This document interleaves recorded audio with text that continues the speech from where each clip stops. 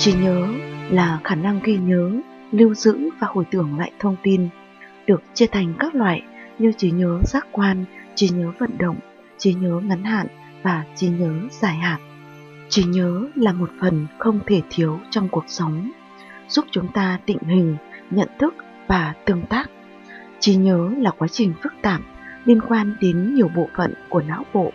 4 loại trí nhớ của con người như trí nhớ giác quan, trí nhớ ngắn hạn, trí nhớ làm việc hay còn gọi là trí nhớ hoạt động và trí nhớ dài hạn.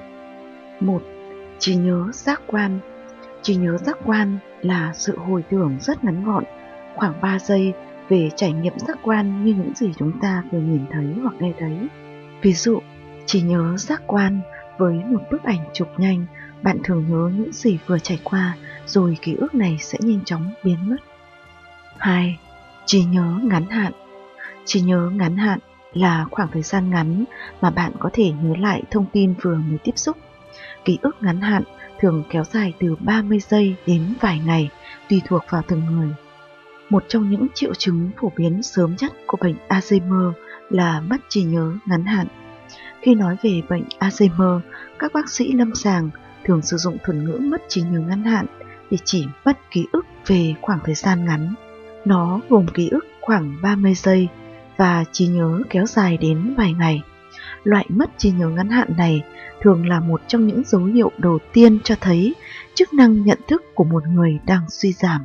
Người có dấu hiệu sớm của bệnh Alzheimer có thể lặp lại các câu hỏi thường xuyên trong vài giờ hoặc kể cùng một câu chuyện mà họ đã kể cách đây khoảng 5 phút. 3. Trí nhớ làm việc.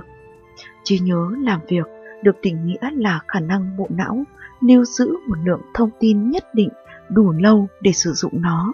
Trí nhớ làm việc giúp xử lý các suy nghĩ và kế hoạch cũng như thực hiện các ý tưởng.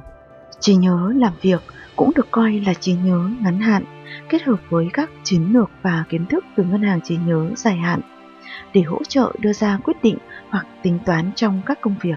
Trí nhớ làm việc còn liên quan đến chức năng điều hành. Chức năng này thường bị ảnh hưởng trong giai đoạn đầu của bệnh Alzheimer. 4. Trí nhớ dài hạn. Trí nhớ dài hạn gồm những ký ức kéo dài từ vài ngày đến nhiều thập kỷ. Để việc học tập, làm việc, lưu trữ thông tin diễn ra thành công, thông tin được não chuyển từ trí nhớ giác quan hoặc trí nhớ ngắn hạn sang trí nhớ dài hạn. Ký ức dài hạn của người mắc bệnh Alzheimer giai đoạn đầu thường vẫn còn nguyên vẹn. Khi bệnh Alzheimer tiến triển đến giai đoạn giữa và cuối, trí nhớ dài hạn cũng bị ảnh hưởng. Ví dụ, một người mắc bệnh Alzheimer tiến triển có thể không nhớ rằng mẹ mình đã qua đời cách đây 20 năm. Trong giai đoạn sau của bệnh Alzheimer, người bệnh thường khó nhận ra những người họ đã biết trong nhiều năm, ví dụ bạn thân hoặc thành viên trong gia đình. Ở giai đoạn đầu và thậm chí giữa của bệnh Alzheimer, mọi người vẫn có thể học được điều gì đó nếu nó được lặp lại thường xuyên. Tuy nhiên, khi bệnh Alzheimer tiến triển đến giai đoạn cuối, khả năng tiếp cận những ký ức cũ và hình thành những ký ức mới sẽ bị biến mất.